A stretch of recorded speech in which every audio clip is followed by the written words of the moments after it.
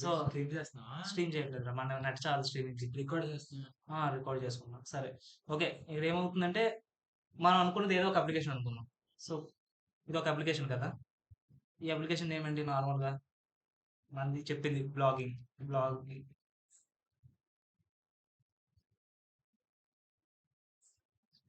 Blogs blogs application అనుకున్నాం. ఓకేనా.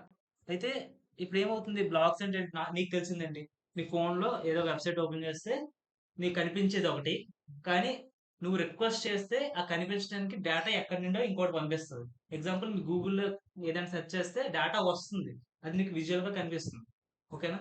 కానీ ఆ విజువల్గా కనిపించడానికి ఎక్కడి నుండి ఒక డేటా రావాలి కదా. అంటే ఎగ్జాంపుల్, నేను ఏపీఎస్ గురించి మాట్లాడాను. ఏపీఎస్ ఏం చేస్తాయి, నువ్వు అడిగిన రిక్వెస్ట్ బట్టి డేటా బేస్ దగ్గర నుండి డేటా తీసుకుని వస్తాయి, అంతే కదా. అంటే డేటా బేస్ దగ్గర నుండి డేటా తీసుకొస్తున్నాయి. అంటే డేటా బేస్ అంటే ఎగ్జాంపుల్, నువ్వు రాసింది ఏపీఐ డైరెక్ట్గా వెళ్ళి డేటా తీసుకొచ్చేస్తే అంటే జరగదు. సింపుల్ చెప్పాలంటే ప్రతి లేయర్లో అబ్స్ట్రాక్షన్ ఉంటుంది కదా. అబ్స్ట్రాక్షన్ అంటే నువ్వు అనుకున్నట్టు జరగదు. లైక్ నువ్వు చేసే పనిని ప్రతిసారి కూడా హయ్యర్ లెవెల్ వ్యూలో రాయాలన్నమాట. హయ్యర్ లెవెల్ వ్యూ అంటే చూసేవాడికి ఈజీగా అండర్స్టాండ్ అయ్యే విధంలో రాయాలి. సో దాన్ని అబ్స్ట్రాక్షన్ అంటారు. అబ్స్ట్రాక్షన్ ఎగ్జాంపుల్ ఏంటంటే, example geek for Geeks open చేస్తాం. ఓపెన్ చేసిన ఏదైనా సెర్చ్ చేస్తే ఫస్ట్ రిజల్ట్స్ అన్ని వచ్చేస్తాయి, మ్యాచింగ్ అన్ని. తర్వాత దాని మీద ట్యాప్ చేస్తే ఆ పర్టికులర్ ఆర్టికల్ కొంతసేపు లోడ్ అవుతుంది, తర్వాత చూపిస్తుంది. ఓకే, ఆడు నీకు యూజర్ కోసం కన్ఫ్యూజ్ అవ్వకుండా హయ్యర్ లెవెల్ అబ్స్ట్రాక్షన్ లో ఏం చేశారంటే చాలా, అంటే అండర్స్టాండబుల్, ఇది లోడ్ అవుతుంది, ఇది కొంతసేపు ఆగాలి అన్నట్టు చేస్తున్నాడు లేదు చూస్తే. సో ఎక్కడైతే విజువల్ రిప్రజెంటేషన్ ఉంటుందో దాన్ని ఫ్రంట్ ఎండ్ అంటాం. ఓకేనా. ఎక్కడైతే విజువల్ రిప్రజెంటేషన్ ఉంటుందో దాన్ని ఫ్రంట్ ఎండ్ అంటాం. దీనికి ఎగ్జాక్ట్ ఆపోజిట్ ఏంటంటే, ఎక్కడైతే విజువల్ రిప్రజెంటేషన్ ఉండదో దాన్ని బ్యాక్ ఎండ్ అయితే అన్నాం, దాన్ని లాజిక్ అంటాం. ఓకేనా. ఇది ఫ్రంట్ ఎండ్.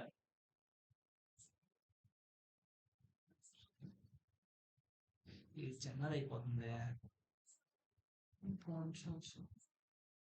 ఫాంట్ సైజ్ ఉంటుంది దాంట్లో, స్కేల్ చేసుకోవాలి ప్రతిదీ కూడా.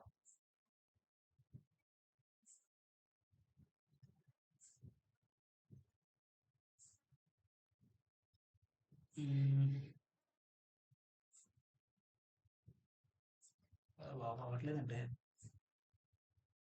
ఇక్కడ మీడియం ఆల్రెడీ లాంచ్ ఉంది కదా, సరిపోతుంది. సో ఎక్కడైతే విజువల్ గా మనకి ఇప్పుడు ఎగ్జాంపుల్ కనిపిస్తుంది కదా, ఇదంతా కూడా విజువల్ గా కనిపిస్తుంది. సో ఇదంతా ఫ్రంట్ ఎండ్ అనమాట. అంటే విజువల్ గా ఏమొస్తాయి, డిజైనింగ్ వస్తుంది, యూజర్ ఎక్స్పీరియన్స్ వస్తుంది, యూజర్ ఇంటర్ఫేస్ వస్తుంది. యూజర్ ఎక్స్పీరియన్స్ అంటే ఇది ఇక్కడ ప్లేస్ చేస్తే యూజర్ కి బాగుంటుంది, ఆడికి ఈజీగా యాక్సెసిబిలిటీ ఉంటుంది అని చెప్పేది యూజర్ ఎక్స్పీరియన్స్. యూజర్ ఇంటర్ఫేస్ వచ్చేసరికి దాని కలర్స్, డిజైన్స్ అనమాట. లైక్ కలర్స్ కానీ, బార్డర్ రేడియస్ కానీ, ఇవన్నీ కూడా యూజర్ ఇంటర్ఫేస్ అనమాట. ఓకేనా. అంటే ఫ్రంట్ ఎండ్ లో మనకి ఏమేమి వస్తున్నాయి, యూజర్ ఎక్స్పీరియన్స్, యూఎక్స్ అంటారు. ఇంకోటి user interface, UI. Question UI. So దీన్ని డిజైన్ చేయడం కోసం మనకు ఉన్న టూల్ ఏంటి, ఫిగ్మా. రికార్డ్ అవుతుంది మైక్, మైక్. సో దీనికోసం మనకి ఒక టూల్ ఉంది, అంటే యూజర్ ఎక్స్పీరియన్స్ ని, యూజర్ ఇంటర్ఫేస్ ని డిజైన్ చేయడం కోసం మనకు ఒక టూల్ ఉంది, దాన్ని ఫిగ్మా అంటారు. ఫిగ్మా అని కాదు, క్యాన్వా ఉంటుంది, అన్నీ ఉంటాయి. కానీ బెస్ట్ ఆప్టిమైజ్డ్ ఏదైతే, ఇంకా చాలా ఉన్నాయి, ఫిగ్మాకి చాలా ఆల్టర్నేటివ్స్ ఉన్నాయి, కానీ బెస్ట్ సూటెడ్ డిజైనింగ్ టూల్ వచ్చేసరికి ఫిగ్మా అనమాట. ఎందుకంటే without developing an application we can give the both user experience as well user interface అనమాట. అంటే నీకు అప్లికేషన్ చూపెట్టినప్పుడు ఎలా మూవ్ అవుతున్నాయి అన్ని, ఇంటర్ఫేస్ కూడా ఇంటరాక్టివ్ గా ఉంది. సో అలా చేయొచ్చు అనమాట ఫిగ్మాలో. సో అందుకోసం కొంచెం బెస్ట్ అనమాట. దేనికోసం, యూజర్ ఎక్స్పీరియన్స్, యూజర్ ఇంటర్ఫేస్. అయితే ఇప్పుడు ఏమైంది, యూజర్ ఎక్స్పీరియన్స్ ఫ్రంట్ ఎండ్ మొత్తాన్ని ఫిగ్మాలో చేద్దాం. అదే చెప్తున్నా, లైక్ యూజర్ ఎక్స్పీరియన్స్ ని, యూజర్ ఇంటర్ఫేస్ ని డిక్లరేటివ్ గా చెప్పడం కోసం మనం ఫిగ్మా వాడతాం. అంటే ఇది ఇలా చేస్తే బెస్ట్, ఇలా ఇది కన్స్ట్రెంట్స్ ఇలా చేయండి, ఇవి డిజైన్స్, ఈ డిజైన్స్ ఫాలో అయ్యి బిల్డింగ్ కట్టే ముందు ప్లాన్ అదే మనం ఏదైతే డ్రాయింగ్ ఈడీలో గీస్తాం కదా, డ్రాయింగ్స్ అన్ని కూడా ఆల్ ఆర్ యూజర్ ఎక్స్పీరియన్సెస్ అనమాట. So user experience, user identity అవే మనం చేయలేదు, కలర్స్ వేస్తే యూజర్ ఇంటర్ఫేస్ అయిపోతుంది. సో ఏదైతే స్ట్రక్చర్ మనం సివిల్ లో రాస్తా అది యూజర్ ఎక్స్పీరియన్స్, యూజర్ ఇంటర్ఫేస్. దాని మీద ఎవరైతే కన్స్ట్రక్టర్స్ అందరూ ఉంటారో వాళ్ళు టూల్స్ వాడుకొని బిల్డ్ చేస్తారు. అది ఏం బిల్డ్ చేస్తారు, యూజర్ ఇంటర్ఫేస్ ని బిల్డ్ చేస్తారు. యూజర్ ఇంటర్ఫేస్ బిల్డ్ చేయడమే ఫ్రంట్ ఎండ్ అనమాట. ఓకేనా.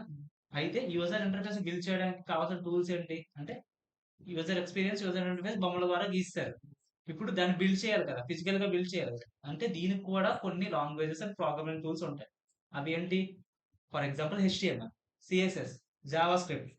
ఓకే, ఇవన్నీ ద్వారా ఏం చేయాలి? వెబ్సైట్ క్రియేట్ చేస్తాం లేదా? అంటే ఏమవుతుంది? యూజర్ ఇంటర్ఫేస్ క్రియేట్ చేస్తుంది. ఓకేనా?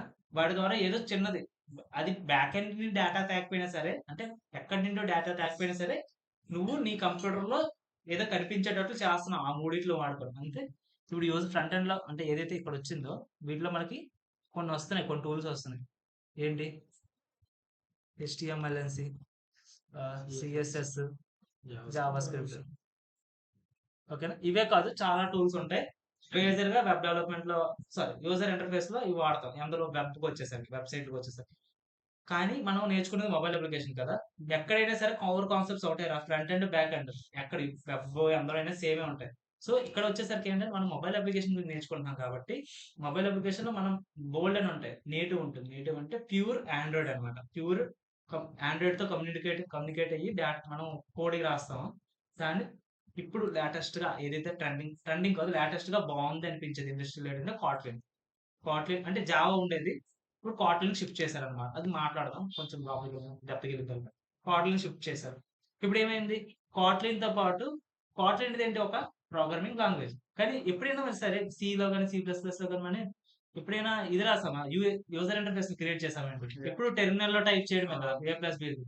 So Kotlin programming language which is used to create mobile applications. కానీ దాని ద్వారా మనం ఏం చేయాలి? టెర్మినల్ లో చేయాలి. సో ఇప్పుడు మనకి ఏదో టూల్ కావాలి. ఆ టూల్ ద్వారా వాడుకుంటే మనం యూజర్ ఇంటర్ఫేస్ ని క్రియేట్ చేసి వాటిని మొబైల్ అప్లికేషన్ కింద మార్చాలి. సో ఇప్పుడు ఏమవుతుంది? అలాంటి టూలే ఒకటి ఏంటి? జెట్ ప్యాక్ కంపోజ్ అని. అది మర్చిపోండి, జస్ట్ చెప్తున్నా అంతే.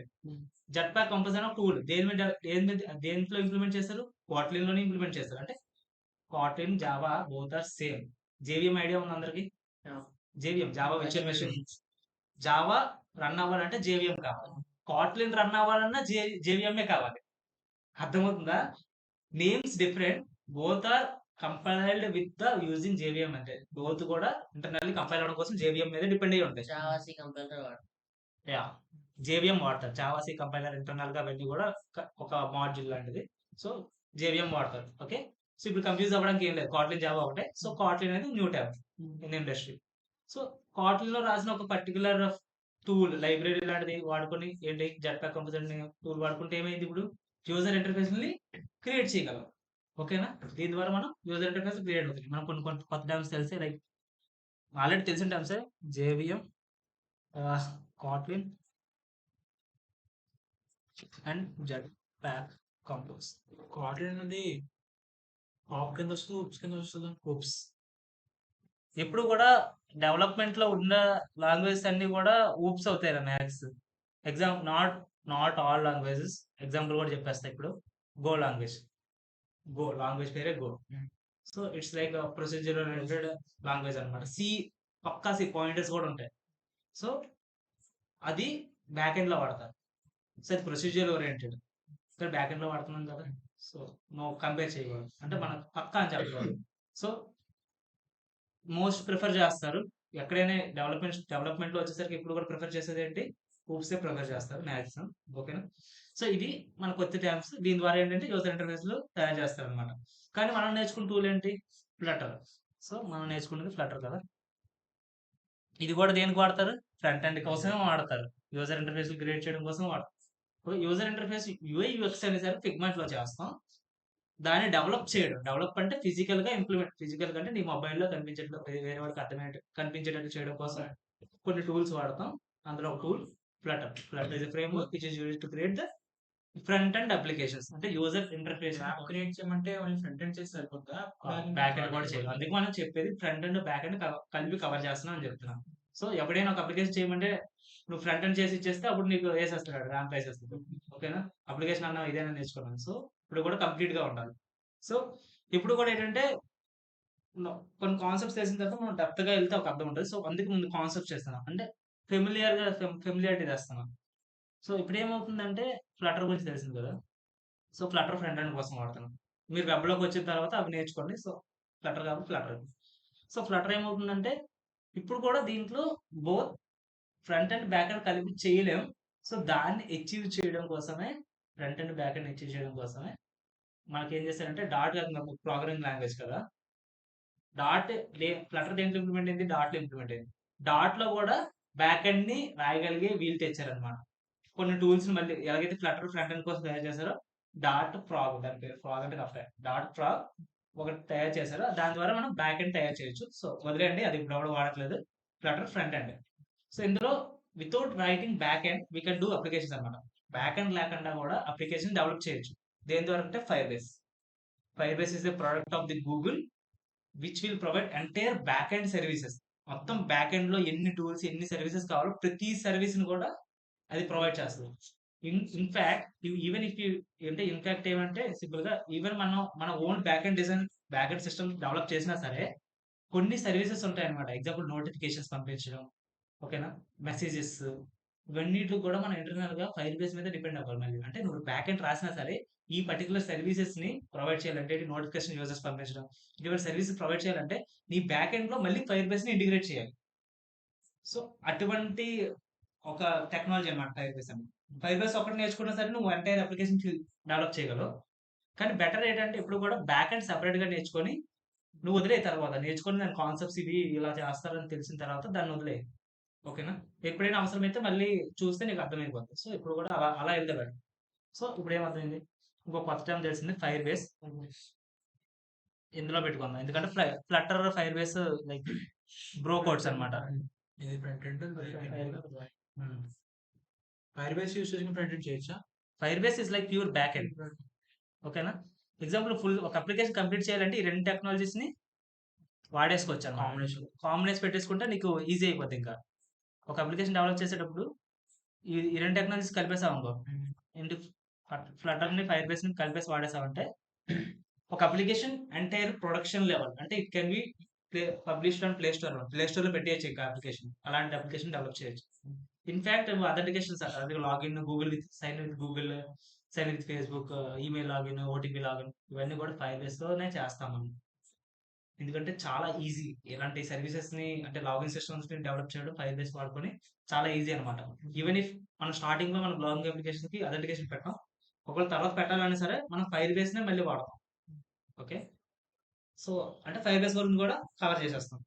ఇది ఫ్రంట్ ఎండ్. ఇప్పుడు బ్యాక్ ఎండ్ వద్దాం. ఏంటి బ్యాక్ ఎండ్ అంటే, బ్యాక్ ఎండ్ ఎప్పుడు కూడా ఒకటి కాదురా, మనం డివైడ్ చేసాం అనుకో. ఎగ్జాంపుల్ ఇది ఫ్రంట్ ఎండ్ కదా, మధ్యలో ఏముంటది, బ్యాక్ ఎండ్ ఫ్రంట్ ఎండ్ మాట్లాడాలంటే ఏపీఐ ఉంటది కదా, ఏపీఐ. సో ఇప్పుడు మన ఫ్రంట్ ఎండ్ వచ్చేసరికి ఏపీఐ ద్వారా అడిగితే అది ఎక్కడికి వెళ్తుంది, బ్యాక్ ఎండ్కి వెళ్తుంది.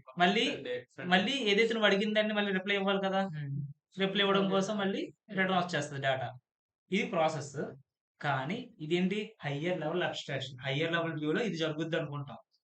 ఇంకా ఉంటుంది ఎగ్జాంపుల్, దీన్ని నీ బ్యాక్ ఎండ్ ఇంకా డివైడ్ చేయాలనుకుంటే నా డేటాబేసెస్ వస్తాయి. అంటే MySQL తెలుసు కదా, MySQL ఒరాకిల్ డేటాబేస్ గురించి ఐడియా ఉంది. డేటాబేస్ అయిపోయింది మీ అందరికి. సో డేటాబేస్ అవ్వలేదు కదా. డేటాబేస్ అంటే ఏం లేదురా, మీ డేటాని స్టోర్ చేయడం కోసం ఒక ఫిజికల్ కాదు, లాజికల్ ఇంప్లిమెంటేషన్ ఒకటి. సో అది ఏం చేస్తుంది అంటే, మీరు ఏదైతే డేటాని పంపిస్తున్నారో అది హోల్డ్ చేసుకుని ఉంటుంది అనమాట, స్టోర్ చేసుకుని ఉంటుంది. ఎప్పుడైతే సరే మీరు రిక్వెస్ట్ పెడితే ఆ డేటాని ఆ స్టోరేజ్ నుండి తీసి మీకు ఇస్తుంది అనమాట. సో ఇక్కడ ఏమంటే, మీరు అడిగిన దాన్ని బట్టి అది డేటా ఎక్కడ స్టోర్ చేసుకున్న ఆ డేటాలో ఫిల్టర్ చేసి మీకు ఇస్తుంది. అంటే మీరు అడిగేటప్పుడు ఫిల్టర్ చేసి అడగొచ్చు అనమాట. దాన్ని క్వరీయింగ్ అంట. క్వరీ అంటే క్వశ్చన్ చేస్తారు. డేటాబేస్ ని క్వశ్చన్ చేస్తే మీకు ఇస్తుంది. డేటాబేస్ మీద క్వరీస్ అప్లై చేస్తే మీకు డేటా ఇస్తుంది. సో ఇది డేటాబేస్ అనమాట. ఏంటి మనకి ఇంకోటి తెలిసింది, డేటాబేస్ అనేది బ్యాక్ ఎండ్ లో ఉంటుంది. అక్కడ మనం డేటాను స్టోర్ చేసుకుంటాం. సో అయితే ఇప్పుడు డేటాబేస్ మీద ఎగ్జాంపుల్ జస్ట్ ఏపీ అని అడుగుతావు, ఫలానా పర్సన్ ప్రొఫైల్లోకి వెళ్ళి ఈ ఐడిని ఈ నేమ్ తో ఉన్న పర్సన్ ని తీసుకొని రా అంటారు. సో ఇప్పుడు ఏమవుతుంది, ఏపీలో ఏమొస్తుంది, నేమ్ ఒకటే కదా వస్తుంది. సో డేటాబేస్ కి నేమ్ ఒకటే పంపిస్తే దానికి ఎలా తెలుస్తుంది, లైక్ ఏ ఎగ్జాంపుల్ డేటాబేస్ లో వచ్చేసరికి మన తర్వాత డెప్త్ గా థింక్ చేసేటప్పుడు నేను చెప్పేది అర్థమవుతుంది. డేటాబేస్ లో కూడా ముక్కలు ఉంటాయి, ముక్కలు చేస్తాం. లైక్ ఏమవుతుందంటే, ఫస్ట్ డేటాబేస్ వచ్చేసరికి యూజర్ ఇన్ఫర్మేషన్ మొత్తం. ఇంకోటి వచ్చేసరికి యూజర్ ఇన్ఫర్మేషన్ అంటే నీ ప్రొఫైల్ డేటా అనమాట. ఎంతమంది ఫాలోవర్స్ ఉన్నారు, వీడికి ప్రొఫైల్ ఫోటో ఎక్కడ స్టోర్ చేసాము, అన్ని లొకేషన్. ఇంకొక ముక్క వచ్చేసరికి ఏంటంటే నీ పోస్ట్ అనమాట. నీకు పోస్ట్ ఫీడ్‌లో వస్తాయి కదా! అవన్నీ పోస్ట్‌లన్నీ కూడా ఒక టేబుల్‌లో అంటే పోస్ట్ ఇది, దీనికి ఇన్ని ఫోటోలున్నాయి, దీనికి ఇన్ని లైక్స్ కొట్టారు, దీనికి ఇన్ని కామెంట్స్ ఉన్నాయి అనేసి ఇంకో టేబుల్. టేబుల్. టేబుల్ ఎలాగుంటది? టేబుల్ ఐడీ ఏంటి 1 వచ్చేసరికి ఫోటో లింక్ తర్వాత వచ్చేసరికి లైక్స్ అలా ఉన్న టేబుల్ ఉంటది. పెద్ద టేబుల్ ఉంటది. ఇలాగే సేమ్ టేబుల్ కూడా మనకి దేనికుంటది? యూజర్ డేటాకు ఉంటది. యూజర్ నంబర్ 1 ఈడి ఐడీ ఇది యూనిక్ ఐడీ. యూనిక్ ఐడీ అంటే దాని ద్వారా ఆయన యూనిక్‌గా ఐడెంటిఫై చేయొచ్చు. For example phone number is unique ID. So, phone number, వాడి నేమ్, వాడి ప్రొఫైల్ ఇన్ఫర్మేషన్, అట్లా ఫాలోవర్స్ ఇది ఒక టేబుల్. సో, ఇప్పుడు ఎప్పుడైనా క్వెరీ చేసేటప్పుడు కన్ఫిగర్ చేయాలి. ఎలా కన్ఫిగర్ చేయాలి? నువ్వు ఏం అడుగుతున్నావు? యూజర్ డేటా అడుగుతున్నావు. అంటే యూజర్ ప్రొఫైల్ ఇన్ఫర్మేషన్ అడుగుతావు. అంటే ఇప్పుడు అది ఎక్కడ అప్లై అవ్వాలి అడిగింది? యూజర్ ప్రొఫైల్ టేబుల్‌లో మాత్రం అప్లై అవ్వాలి. అంటే ఇప్పుడు ఏం చేయాలంటే ఒక ఇంటర్మీడియేట్ ఉండాలి. ఆ ఇంటర్మీడియేట్ నువ్వు యూజర్ అడిగిన దాన్ని దేని కింద వస్తదో థింక్ చేయాలి. థింక్ చేసి ఆ పర్టిక్యులర్ పర్సన్ డేటా తెచ్చేటట్టు ఒక క్వెరీని రాయాలి. ఓకే. అంటే ఇప్పుడు ఏపీఐ వచ్చింది. ఏపీఐ ఎటువంటిదో తెలుసుకోవాలి. వచ్చిన దాన్ని ఏ టేబుల్ మీద అప్లై చేయాలో తెలియాలి. ఓకే. సో, ఈ టూల్ కూడా మధ్యలో ఉంటాయన్నమాట. ఇలాంటి టూల్స్ అన్నీ ఉంటాయి. ఆ టూల్స్ అన్నీ ఏం చేస్తాయంటే మన పనిని ఈజీ చేస్తాయి. ఓకేనా? డేటాని టేబుల్ నుండి ఎక్స్ట్రాక్ట్ చేయడం కోసం ఈజీ చేస్తాయన్నమాట. సో, అవి వచ్చేసరికి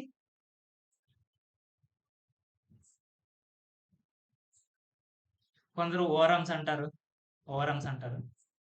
ఆబ్జెక్ట్ రిలేషన్ మ్యాపింగ్. అది వదిలేయండి. జస్ట్ అదొక టూల్. అదేం చేస్తదంటే ఆబ్జెక్ట్స్ అంటే నీ డేటా రా. రిలేషన్ అంటే టేబుల్ రా. Relation equal to table. ఇంగ్లీష్‌లో రిలేషన్ అన్న డేటాబేస్‌లో technical term table. So, table is a technical term of relation. Management system.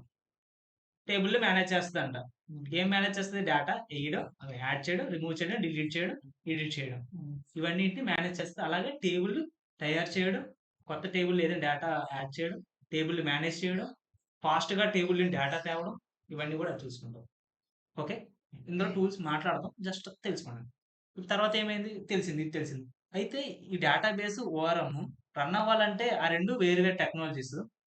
Okay. Technology అంటే ఏపీఐ రావాలి మళ్ళీ. సో, అవి దాన్ని ఏపీఐ అనం. ఎందుకంటే బ్యాక్ ఎండ్‌లో ఇంటర్నల్ కమ్యూనికేషన్ అంటే ఏపీఐనే. సో, మనం అది మైక్రో సర్వీసెస్, మోనోలిథిక్ సర్వీస్ గురించి మాట్లాడేటప్పుడు అక్కడ మీకు చాలా క్లారిటీ వస్తది. ఏపీఐ ఎందుకు ఎక్కడెక్కడ సో, ఇదంతా మనం ఏదైతే చేస్తున్నామో ఒక మోనోలిథిక్ అన్నమాట. అంటే సింగిల్ అప్లికేషన్. మోనోలిథిక్ అంటే నువ్వు రాసిన అప్లికేషన్ మొత్తం ఒకేసారి రన్ చేసినా సరే ఎటువంటి ప్రాబ్లమ్ రాదు అని మీనింగ్ అన్నమాట. సో, ఎందుకన్నానంటే డేటాబేస్ ఒక దగ్గర ఉంది.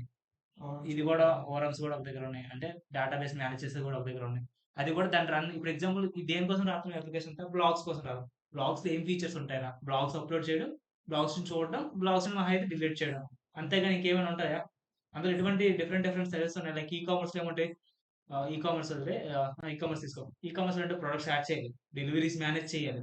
యూజర్ కస్టమర్స్ ఫీడ్ బిల్లింగ్స్ ఉంటాయి. ఇవన్నీ డిఫరెంట్ సర్వీసెస్ అన్నమాట. ఎగ్జాంపుల్ ఈ మూడిట్లో ఏదైనా ఒక సర్వీస్‌ని స్కేల్ చేయాలనుకున్నాం. ఏదో ఒక సర్వీస్‌ని పెంచడం, తగ్గించడం చేయాలనుకున్నాం. అప్పుడు ఏమవుద్ది? మొత్తం 3 కలిపి ఒకే దాంట్లో రాసిస్తే ఏమవుద్ది?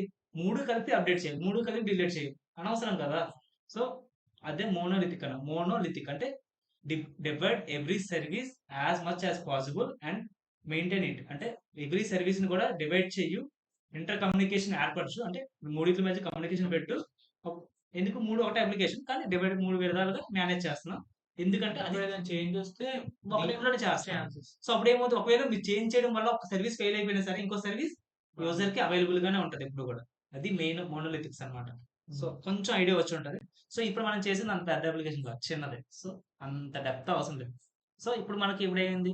ఈ 2 డేటాబేస్ ఉంది. ఓఆర్ఎమ్స్ ఉంది.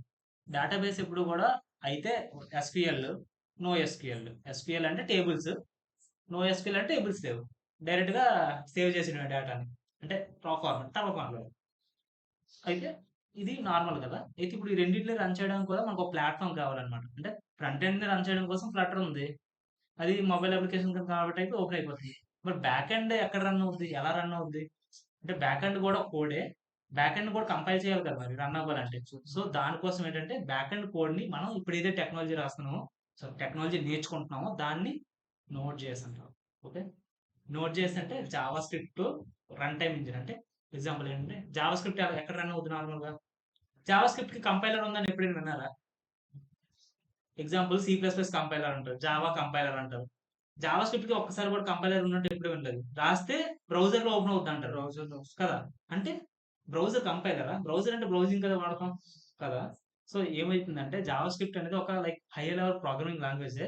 బట్ అదేంటంటే ఒక కంపైలర్ అంటే దానికి ఒక అంటూ కంపైలర్ లేదంట. ఈ స్పెసిఫిక్ కంపైలర్స్ లేవన్నమాట. కానీ ఉన్నాయి. కానీ ఫిజికల్‌గా ఎలా అయితే సి ప్లస్ ప్లస్ ఇలా వీటిలున్నాయో అలా లేవు. విత్ ఇన్ ద బ్రౌజరే జావాని కంపైల్ చేయగలిగే క్యాపబిలిటీ ఉన్న కంపైలర్ బ్రౌజర్ లోపలే ఎంబెడ్ అయిపోయి ఉంటదన్నమాట. సో, అందుకే మీరు జావా స్క్రిప్ట్ రన్ చేసిన వెంటనే బ్రౌజర్‌లో ఓపెన్ చేసుకుంటారు. ఎందుకంటే బ్రౌజర్ లోపల కంపాటిబిలిటీ ఉంది బ్రౌజర్‌కి. సో, అది రన్ చేయగలదు. దాని పేరే V8 engine. V8 engine. V8 అంటే కార్ ఇంజిన్‌లా ఉంటది పేరు. సో, కాకపోతే దాని పేరు V8 ఇంజిన్. ఇదేం చేస్తది? జావా స్క్రిప్ట్‌ని కంపైల్ చేస్తది. జావా స్క్రిప్ట్‌ని కంపైల్ చేస్తది. కానీ జావా స్క్రిప్ట్ మనకి ఎక్కడ కనిపిస్తుంది? ఫ్రంట్ ఎండ్‌లో కనిపిస్తుందా? బ్యాక్ ఎండ్‌లో కనిపిస్తుందా? అంటే మనం ఫ్రంట్ ఎండ్ యూస్ చేస్తాం. కదా! ఫ్రంట్ ఎండ్‌లో కదా కనిపిస్తుంది.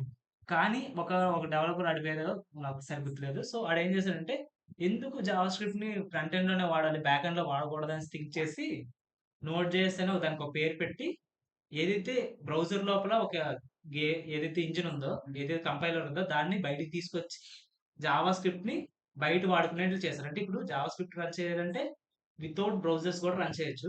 కానీ అది రన్ చేయాలంటే నీకేం కావాలి? నోడ్ చేసిన ఒక కంపైలర్ లాంటిది కావాలి. కానీ దాన్ని కంపైలర్ అని ఎప్పుడు అనకూడదు. ఎందుకంటే దానిది ఒక రన్ టైమ్ ఎన్విరాన్మెంట్. ఎందుకంటే కంపైలర్ ఎప్పుడు ఏంటి V8 ఇంజిన్ అనేది కంపైలర్ అని చెప్పా.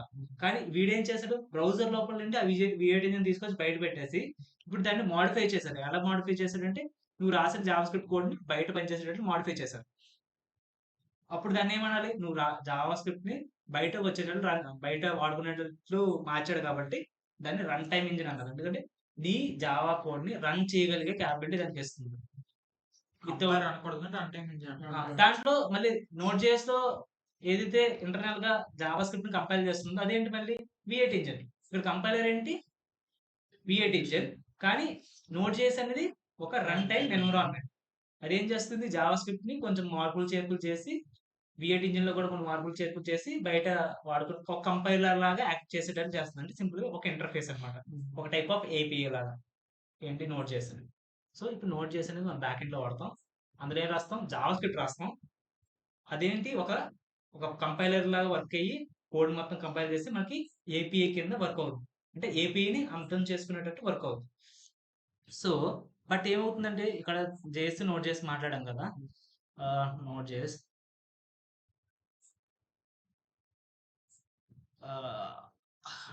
ఆపుదాం కొంచెం తర్వాత అండి. ఛార్జింగ్ కాదు. నోడ్ జేఎస్ అనేది ఒకటి ఉంది. అది జావా స్క్రిప్ట్‌ని వాడుతుంది. వాడేసి ఏం చేస్తుందంటే నిన్ను ఏపీఐస్‌ని రాసేటట్లు వీలు కల్పిస్తుంది. అంటే ఇప్పుడు ఎగ్జాంపుల్ ఏపీఐ ఏదైతే ఉందో అది ఇక్కడికొస్తది. ఈ నోడ్ జేఎస్ అనేది ఇక్కడికొస్తది. ఇది కొంచెం తీసుకెళ్దాం. ఓకే. ఇప్పుడు ఈ నోడ్ జేఎస్, ఏపీఐస్ కలిపి ఉంటాయి. కొంచెం పేషెన్స్ ఆలోచించండి. కొంచెం ఆలోచిస్తే చాలు ఇంకేం అవసరం. సో, అంటే ఇప్పుడు ఏమైంది మన నోడ్ జేఎస్ అనేది బ్యాక్ ఎండ్ నుండి కొంచెం బయటకొచ్చింది. ఓకే. బ్యాక్ ఎండ్ అని అందాక మర్చిపోండి. జస్ట్ నోడ్ జేఎస్‌ని బయటకి తీసుకొచ్చాం. నోడ్ జేఎస్ లోపల మనం ఏం రాస్తున్నాం? ఏముంది? ఏపీఎస్ ఉన్నాయి. అంటే ఏపీఎస్‌ని రాయాలంటే ఎందులో రాస్తున్నాం? నోడ్ జేఎస్‌లో రాస్తున్నాం. అదేంటి? దేంట్లో రాసారు దాన్ని కూడా? జావా స్క్రిప్ట్‌లో రాసారు. ఓకే. అంటే ఇప్పుడు ఏదైతే ఇది ఉందో ఇప్పుడు కూడా దీన్ని ఇలా ఎక్స్టెండ్ చేస్తే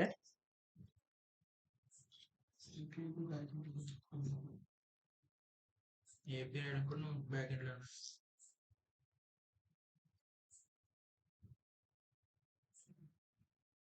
ఓకే. సో, ఏపీఐ అనేది కూడా నువ్వు ఇంప్లిమెంట్ చేస్తున్నావు. అంటే నువ్వు ఇంప్లిమెంట్ చేస్తే ఇది వెళ్ళి ఇంటర్నల్‌గా ఇలా మాట్లాడుకుంటున్నాయి. ఎక్స్టర్నల్‌గా చూస్తే ఇలా ఉంటది. ఓకే. అంటే ఫ్రంట్ ఎండ్ ఒకటి ఉంటది. బ్యాక్ ఎండ్ ఉంటది. బ్యాక్ ఎండ్‌లో మళ్ళీ మనం రాసేది నోడ్ జేఎస్‌లో రాస్తాం. నోడ్ జేఎస్ ఎందుకు వాడుతున్నాం? ఏపీఐస్‌ని డెవలప్ చేయడం కోసం వాడుతున్నాం. ఏపీఐస్ రాసిస్తే ఇప్పుడు ఏం చేస్తుంది? యూజర్‌కి ఏపీఐస్ వస్తున్నాయి. అంటే యూజర్‌కి ఏపీఐస్ గురించి తెలుస్తుంది. ఇది డేటా నువ్వు అడిగితే నేను ఇస్తానని చెప్తది. ఇది ఇంటర్నల్‌గా ఏం చేస్తది? ఇది వెళ్లి ఓఆర్ఎమ్స్ వాడుకొని డేటాబేస్ దగ్గర నుండి డేటాని తీసుకొనొచ్చి మళ్ళీ మళ్ళీ నోట్ జేస్కి ఇస్తే నోట్ జేస్ కాస్త ఏపీఎస్ ద్వారా మళ్ళీ ఫ్రంట్ ఎండ్కి ఇస్తుంది. అంటే ఇది ఉందా, ఇది మళ్ళీ ఏమవుద్ది, నోట్ జేస్కి వచ్చేస్తుంది. నోట్ జేస్కి రాదు, మళ్ళీ మధ్యలో ఒకటి యాడ్ చేస్తా ప్రస్తుతానికి మీకు ప్రాసెస్ చేయించడం కోసం. ఓకే, ఇదన్నమాట. సో క్లారిటీ వచ్చింది అనుకుంటున్నా. ఇప్పుడు ఏమైంది, డేటా వచ్చేసి ఏపీఎస్ ద్వారా నోట్ చేసి అడిగితే నోట్ చేసి వెళ్ళి ఓఆర్ఎంస్ అడుగుతుంది. ఓఆర్ఎంస్ వెళ్ళి డేటాబేస్ దగ్గర డేటా తీసుకొస్తుంది. డేటాబేస్ అంటే టేబుల్స్ దగ్గర డేటా తీసుకొని వచ్చి మళ్ళీ నోట్ చేసి ఇస్తే నోట్ చేసి రెస్పాన్స్ కింద ఏపీఎస్ ద్వారానే మళ్ళీ ఫ్రంట్ ఎండ్ పంపిస్తుంది. ఓకేనా, క్లారిటీ వచ్చింది కదా. ఇప్పుడు ఏమవుతుందంటే నోట్ చేసిలో మనం ఏపీఎస్ రాస్తున్నారు. ఓకే, ఏదైతే నోట్ చేసి డెవలప్ చేశాడో సింప్లీ లైక్ బ్రౌజర్ లో ఉన్నదే వాడు ఇచ్చాడు అనమాట.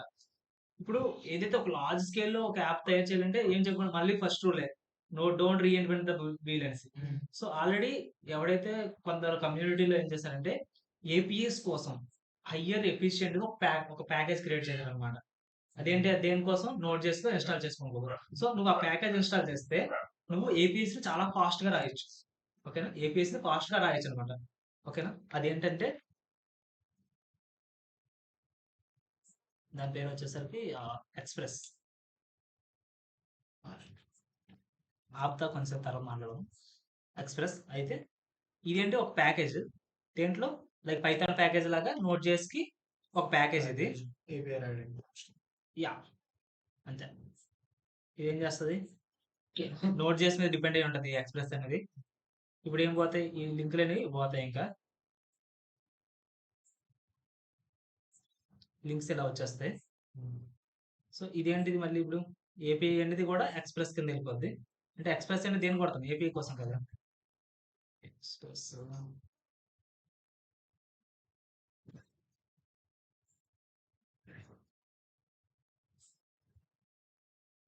ఓకే, ఎక్స్ప్రెస్ అనేది ఏపీఎస్ కోసం వాడుతున్నాం. అది ఇంటర్నల్ గా నోట్ చేసి ప్యాకేజ్. ఇప్పుడు ఏమవుతుంది, ఇది కూడా తీసేయాలి.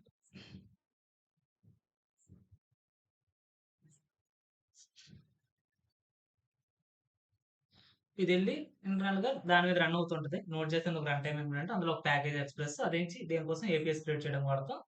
అది వెళ్ళి మళ్ళీ ఓఆర్ఎంస్ అడిగితే ఓఆర్ఎంస్ ఎందుకుంటే మనకి మన పనిని ఈజీ చేయడం కోసం, కోరింగ్ ని క్వశ్చనింగ్ ని ఈజీ చేయడం కోసం వాడతాం. అది వెళ్ళి డేటాబేస్ అడుగుతుంది, మళ్ళీ ఓఆర్ఎంస్ వస్తుంది, మళ్ళీ ఎక్స్ప్రెస్ వస్తుంది, ఎక్స్ప్రెస్ మళ్ళీ ఏపీఎస్ ద్వారా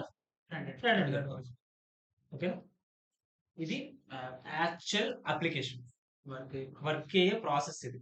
ఓకేనా, ఇదే చాలు. అంటే మనం ఇప్పుడు డెవలప్ చేసేది ఇదే, ఇంతకు మించి వద్దు. ఇంకా కాంప్లెక్స్ చేయాలంటే చేస్తాం, కానీ ఇప్పుడు యాప్ క్రియేట్ చేయాలంటే ఇవన్నీ డెవలప్ చేయాలి, మనం చేస్తాం. అందుకే మనం నేర్చుకునే విధానం నేర్చుకునేటప్పుడే ఎక్కడి నుండి ఐడియా థింకింగ్ ప్రాసెస్ దగ్గర నుండి how we implement actual application అనేది ఇంపార్టెంట్ అన్నమాట. ఇది ఆర్కిటెక్చర్ కింద వస్తుంది. So whenever anyone was you to write architecture of an application, first అది ఏ అప్లికేషన్ ఐడెంటిఫై చేయాలి, దాంట్లో ఏమేమి టెక్నాలజీస్ వాడితే అది వర్క్ అవుద్ది ఐడెంటిఫై చేయాలి. మనకి ఏం కావాలి, ఫ్రంట్ ఎండ్ కావాలి, బ్యాక్ ఎండ్ కావాలి. ఫ్రంట్ ఎండ్ ఏం చేస్తాం, చూపిస్తాం. బ్యాక్ ఎండ్ వచ్చేసరికి డేటా స్టోర్ చేస్తాం. అదే కదా, ఇది సింపుల్. ఇందులో ఏంటి, ఏపీఎస్ ఏం చేస్తుంది, ప్రతిసారి కూడా డేటాను కూడా తీసుకొని చేస్తాం. ఆ డేటా ఏంటో మనకి ఇప్పటికి తెలియదు. డేటా వీడియోసా ఆడియోసా ఏం తెలియదు, జస్ట్ డేటా అంటే డేటా. సో ఇది actual working of application.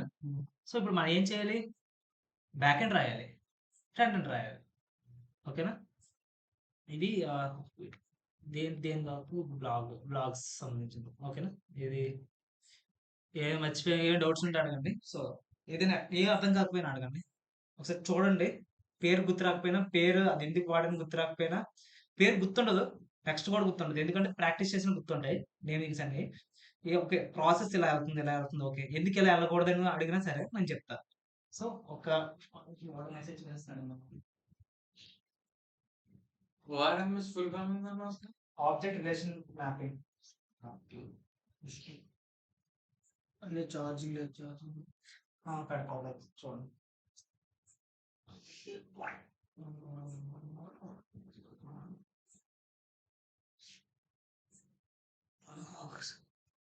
So అంత సెర్చ్ చేయండి గూగుల్లో.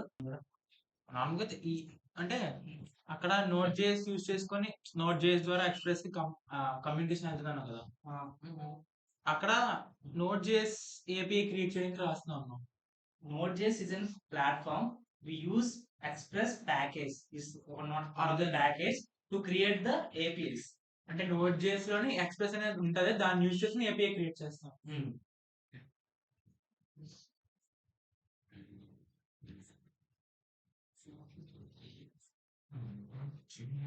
ఒకసారి ఒక టైం గూగుల్ చేయండి ఇంకా అంటే మీకు ఫెమిలియర్ వస్తుంది.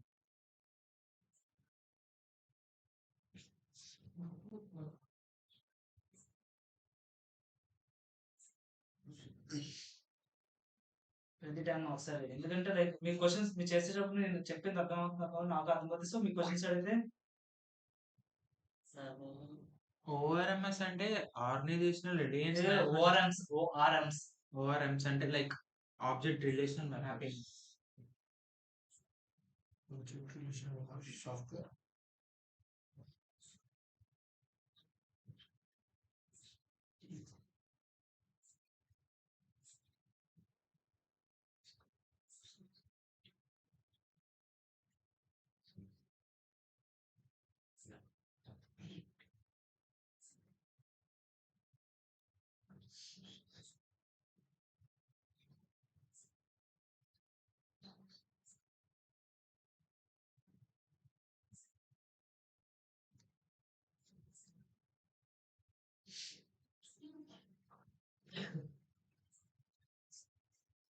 ఓఆర్ఎంస్ లో జస్ట్ ఒక ఐడి ఇస్తే దాని వాళ్ళకి ఇన్ఫర్మేషన్ మొత్తం వస్తుందా? అలా కాదు, ఓఆర్ఎం ఇస్ లైక్ మ్యాప్ చేస్తుంది అనమాట. నువ్వు అడిగిన ఏదైతే ఒక టేబుల్ క్రియేట్ చేయాలి, ఏదో టేబుల్ అంటే ఎగ్జాంపుల్ ఏదో ఒక డేటా స్ట్రక్చర్ అని తెలుసు కదా, లైక్ ఇది డేటా ఈ టేబుల్ లో ఉండాలి అని చెప్తారు కదా, ఆ ప్రాసెస్ ఈజీ చేస్తుంది. ఆ టేబుల్ క్రియేట్ చేయడం మాన్యువల్ గా, ఎగ్జాంపుల్ నువ్వు డేటాబేస్ లో ఎస్క్యూఎల్ రాయాలని చెప్పా కదా నేను. ఇప్పుడు ఎస్క్యూఎల్ రాస్తే కదా టేబుల్ డేటాబేస్ మీద వర్క్ చేయగలం. So by using ORMs you don't need to use the SQL అనమాట. ఇంకా సో అది ఇంటర్నల్ గా ఎస్క్యూఎల్ క్వరీస్ ని ఎగ్జిక్యూట్ చేస్తుంది, కానీ యూజర్ కి ఎలా చేస్తా అంటే అబ్స్ట్రాక్ట్ చేస్తుంది అనమాట. అడిగి ఎస్క్యూఎల్ క్వరీస్ చాలా కష్టం రా. సో దాన్ని అబ్స్ట్రాక్ట్ చేయడం అంటే ఈజీ చేసి నీకు ఒక టూలింగ్ అంటే ఒక ప్యాకేజ్ లా ప్రొవైడ్ చేస్తే అది వాడేసుకుంటే నీకు ఈజీ అయిపోతుంది అనమాట డేటా ఎక్స్ట్రాక్షన్ అంటే.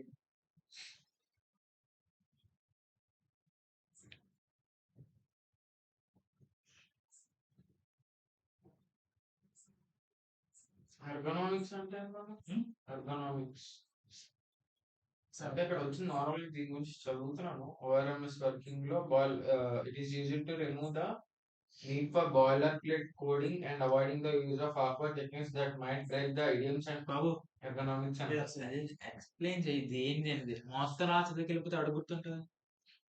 అంతొద్దు, పైన హైలైట్ చేసిందే చదువు. ఏమన్నాడు? ORM are the abstraction layer between applications and database. It's like abstract చేస్తుందంట. ఒక లేయర్ ఆఫ్ అబ్స్ట్రాక్షన్ అంటే కష్టమైన పనిని ఈజీ చేయడం కోసం ఒక లేయర్ క్రియేట్ చేస్తుందంట. అది ఇంటర్నల్ గా నీ డేటా ఎక్స్ట్రాక్షన్ ప్రాసెస్ ని, ఇన్సర్షన్ ప్రాసెస్ ని ఈజీ చేస్తుంది.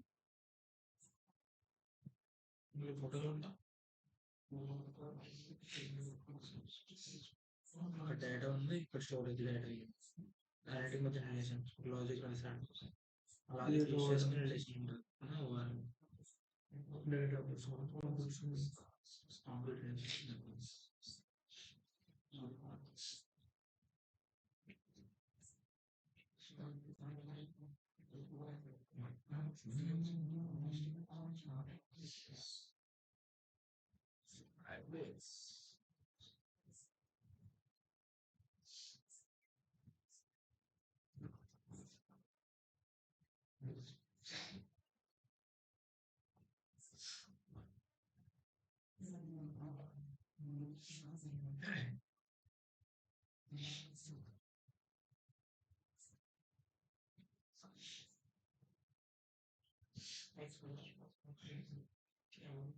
సో క్వశ్చన్స్ లైక్ చదువుకుంటే నువ్వు మీకు ఏ డౌట్ వచ్చినా సరే అన్నీ అడిగాను, లైక్ బెటర్. సో నేను ఎక్స్ప్లెయిన్ చేసినప్పుడు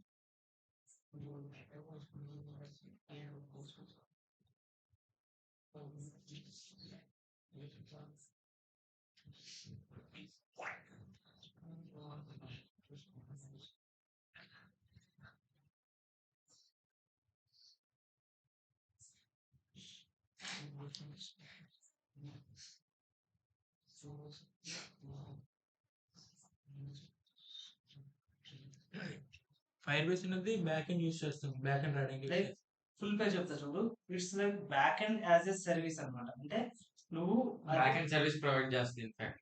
బ్యాక్ అండ్ సర్వీసెస్ మొత్తాన్ని without writing a single line of code provide చేస్తుంది. బట్ నువ్వు ఏదైతే ఫ్రంట్ ఎండ్ లో లాజిక్ రాస్తావో అది విచ్ విల్ బి లైక్ ఏంటంటే ఒక ఓరం యూజ్ చేసుకొని రాసినట్టు అనమాట.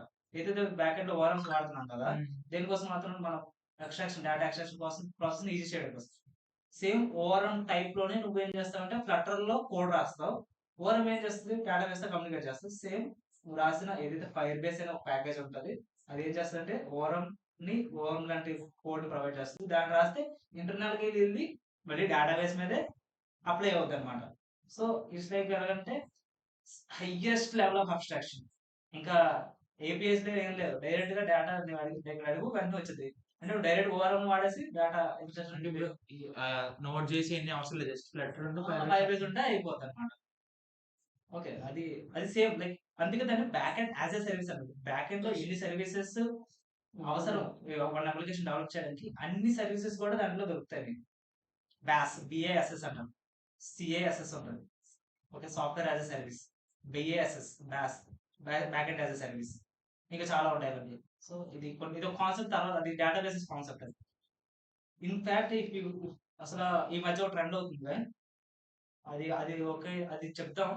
దాని సిస్టమ్ డిజైన్ అంటారు. సిస్టమ్ డిజైన్ అంటే ఒక అప్లికేషన్ డెవలప్ చేసేటప్పుడు ఎన్నింటిని మనం దృష్టిలో పెట్టుకోవాలి. ఎగ్జాంపుల్ నెట్ఫ్లిక్స్ నే డెవలప్ చేయాలి, నెట్ఫ్లిక్స్ నే స్క్రాచ్ నే డెవలప్ చేయాలంటే అన్ని ఎడ్జ్ కేసెస్ లైక్ ఎంతమంది యూజర్స్ వస్తారు, ఒకేసారి ఎంతమంది వచ్చేయచ్చు, ఒకసారి ఎవరు రాకపోవచ్చు, ఒకేసారి వస్తే నాకు ఇంత డబ్బులు ఖర్చు అవుతుంది, రాకపోయినా సరే అంతే డబ్బులు ఖర్చు అవుతుంది. సో దాన్ని ఎలా ఆర్గనైజ్ చేయొచ్చు, డేటా ఫాస్ట్ గా తీయొచ్చు, ఫాస్ట్ గా అప్లికేషన్ రెస్పాన్స్ ఫాస్ట్ ఉండేటట్లు ఎలా చేయొచ్చు, ఎలా ఉండాలంటే అంత ఫాస్ట్ గా ఉండాలంటే ఏ సర్వీసెస్ వాడాలి, నోట్ చేసి వాడచ్చా, లేకపోతే నోట్ చేసి కన్నా ఇంకేదైనా ఫాస్ట్ సర్వీస్ ఉందా కదా, ఇవన్నీ కన్సిడర్ చేసి ఇలా డయాగ్రామ్ చేస్తాం. మన టైప్ ఆఫ్ అంటే ఎలా కమ్యూనికేషన్ జరుగుతుంది, ఎలా జరిగితే చాలా బాగుంటుంది కమ్యూనికేషన్, మనకు యూజర్ చాలా ఎక్స్పీరియన్స్ బాగుంటుంది, మనకి డబ్బులు తక్కువ అవుతాయి అన్ని చెప్పేది. సిస్టమ్ ఎందుకు అవుతాయి, ఎక్కడ అవుతాయి చెప్తాం, సిస్టమ్ డిజైన్ అంటాం. సో డబ్బులు ఎక్కడ అవుతుంది అంటే ఎగ్జాంపుల్ బ్యాక్ ఎండ్ ఎక్కడ పోస్ట్ చేస్తారు కదా, డేటాబేస్ ఎవరైనా పుట్టినప్పుడు లైక్ డేటాబేస్ స్టోరేజ్ కదా, జీబీ ఫోటో వీడియోలు అప్లోడ్ చేస్తాం యూట్యూబ్ లో. సో అది ఎక్కడ ఒక స్టోర్ చేయాలంటే దాని సర్వర్స్ మెయింటైన్ చేయాలి కదా, దాని డబ్బులు కట్టాలి కదా. ఎంత ఎఫిషియెంట్ గా డేటా హ్యాండిల్ చేస్తే అంత తక్కువ డబ్బులు అవుతాయి కదా నీకే, నువ్వు వాడు పే చేయాలి కదా నీ డేటా దాచిన. సో అంత కాస్ట్ అన్ని ఉంటాయి. సో అది మన సిస్టమ్ డిజైన్ అనే కాన్సెప్ట్ లో చూద్దాం. So system design is like అంటే అది ఒకటి వచ్చిన జాబ్ వచ్చేస్తుంది. టు బి ఫ్రాంక్ అంటే నువ్వు ఎలా డిజైన్ చేస్తావు, సిస్టమ్ ఎలా డిజైన్ చేస్తావు చెప్పడం కూడా ఒక జాబ్. సో అయిపోద్ది, క్లోజ్ కొట్టు. ఛార్జింగ్ పెడితే అయిపోద్ది కదా. ఎలా పెడతాది ఒకసారి సెర్చ్ చేయండి.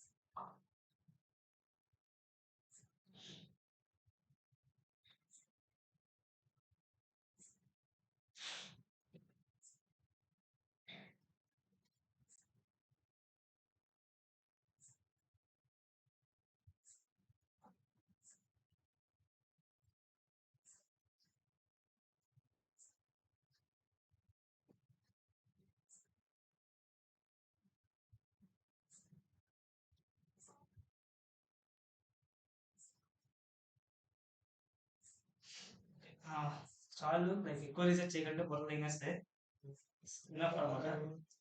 సో ఈరోజు ఏదో మాకు వచ్చింది కదా, సో ఇప్పుడు స్టార్ట్ చేద్దాం. బ్యాక్ ఎండ్ నుండి స్టార్ట్ చేద్దాం, బ్యాక్ ఎండ్ రాయడం మొదలెడదాం. ఓకేనా, అంటే ఏం లేదు, మొత్తం రాయం, బేసిక్ సెటప్ ఉంటుంది. జావా స్క్రిప్ట్ వచ్చా మేము ఐడియా ఉంది కదా, రావద్దు వచ్చా రాదురా, చిన్న పాటగా చెప్పారు. చిన్న పాట ఏం కాదురా అది. మీకు వేరియబుల్స్ క్రియేట్ చేయడం వచ్చా, ఫర్ లూపులు రాయడం వచ్చా? అన్ని ఇందులో సేమ్ ఉంటాయి లేదా? వేరియబుల్ కొన్ని ఉంటాయి లైక్ అవి నేను కవర్ చేయాలా వద్దని థింక్ చేస్తున్నా, చేయనా వద్దా? జావా స్క్రిప్ట్ డాలర్లు యూజ్ చేస్తారు. వేర్ అని దాన్ని పెడతారు. అది చెప్తా ఏంటంటే మీకు అది చెప్పండి.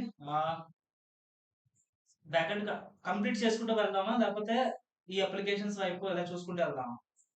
అంటే కంప్లీట్ చేయడం అంటే ఒకటి నేర్చుకుంటే స్టార్ట్ నుండి ఎంత వరకు వదలదు. అదే బ్యాకెండ్ ఇంకా అయిపోద్ది.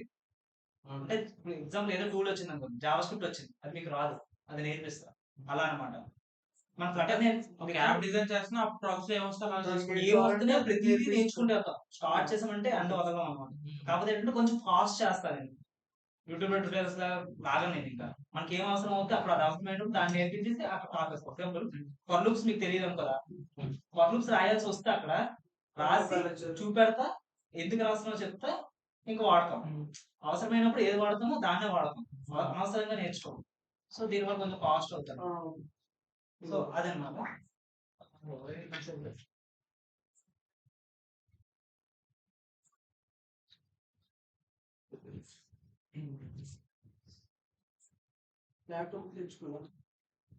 తెచ్చుకుంటే ఇన్స్టాలేషన్ అన్నీ చెప్పేస్తా. బ్యాక్ ఎండ్ లో ఇంకా స్టార్ట్ చేద్దాం.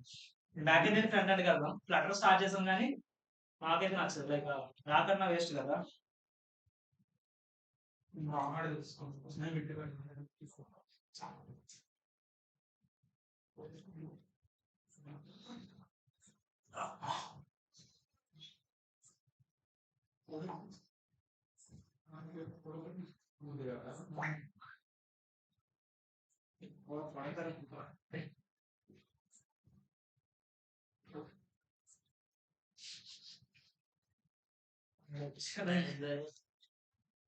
ల్యాప్టాప్ ఛార్జింగ్ పెట్టవా? అది షట్ డౌన్ అయిపోయింది. ఇక్కడ పెట్టే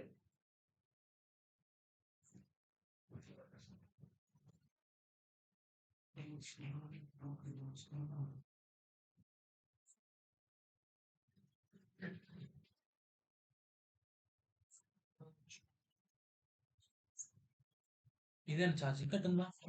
ఇదే నీ రాసేసానన్నా ఇంకా స్టార్ట్ చేద్దాం.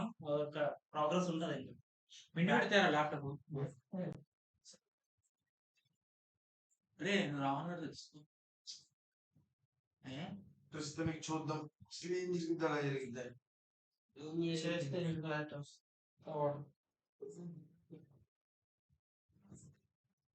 చేస్తూ చూడాలి, మోడల్తోనే అడుగు ఇస్తారు. సినిమా చూస్తున్నాడు, సినిమా పాటలు సినిమాలు వస్తున్నాయి. పాట వింటారు, వచ్చిన పాట అడిగితే కదా తెలుస్తుంది, ఇస్తలేదు. లోపలికి చేయమని ఆడి ఏ పేరు అంట.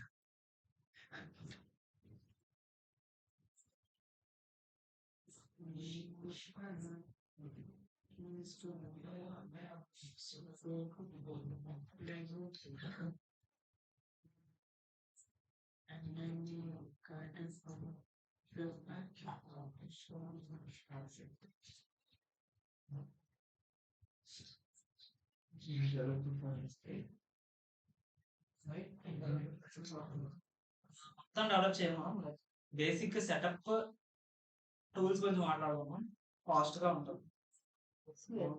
అది అర్థమైంది కదా, డయాగ్రామ్ తీసింది. ఇప్పుడు ఏం ఎక్కించాను నేను చెప్తా అన్ని అన్ని ఎందుకు అది ఇన్స్టాల్ చేస్తాం, ప్రతిదీ మాట్లాడతాం. ఒకటి చేస్తున్నాం అంటే ప్రతిదీ డిస్కస్ చేసుకుంటూనే వెళ్దాం, అనవసరంగా లైక్ మనం ఏం చేయదు.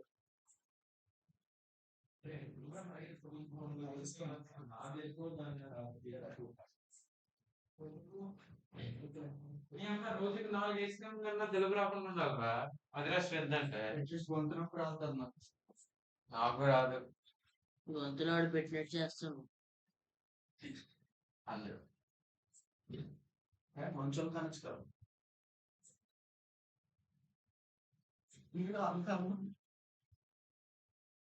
మొత్తం వాడిది ఇంకో ల్యాప్టాప్ డ్యూటీ పెట్టుకొని వాడిది నైస్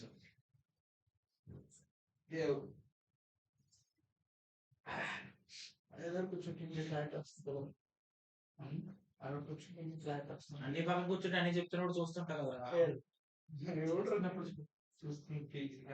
అన్ని చేయడా